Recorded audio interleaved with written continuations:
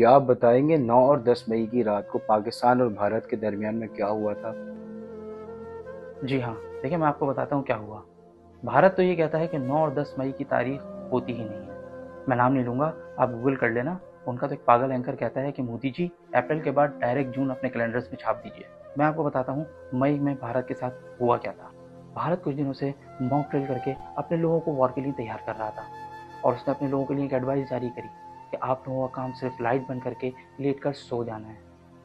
आपको यकीन नहीं आएगा, आप गूगल कर लेना कि भारत के लोगों ने इस चीज़ को कुछ और ही समझ लिया और भारत की गवर्नमेंट को अचानक से महसूस होने लगा कि उनकी आबादी बढ़ने लगी है और उन्होंने इस चीज़ को फौरन रोक दिया। फिर एक दिन भारत ने अपने कागज के ड्रोन, टीमों वाले राफेल, माचिस बम, क्लाशन पट्टी और रानी बम से पाकिस्तान पर हमला कर दिया। मैं नाम नहीं लूंगा, आप गूगल कर लेना। उस टाइम लाहौर में कुछ लड़के अपनी बारबेक्यू पार्टी करने में मसरूफ थे, लेकिन वो परेशान थे, उनकी अंगीठी में आग नहीं लग रही। तो अचानक से उनका एक माचिस बम आके उनकी अंगीठी में गिरा और उनके कोयलों में आग लग गई और वो खुशी से पागल हो गए और गाय के टिक्के बनाने में मसरूफ हो गए। आपको यकीन नहीं आएगा, आप गूगल कर लेना।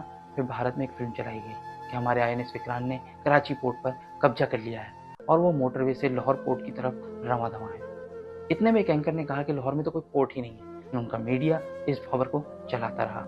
आपको यकीन नहीं आएगा, आप गूगल कर लेना कि जब पाकिस्तान की बारी आई तो पाकिस्तान ने अपने असली फाइटर जेट, असली मिसाइल्स और अपने असली ड्रोन्स निकाल के एक ऑपरेशन लॉन्च किया। उसका नाम था बुनियानुल मरसूस। और उसके बाद जो हुआ वो पूरी दुनिया के मीडिया ने रिपोर्ट किया और भारत से एक ही आवाज़ आने लगी कि भाई सांस तो लेने दे।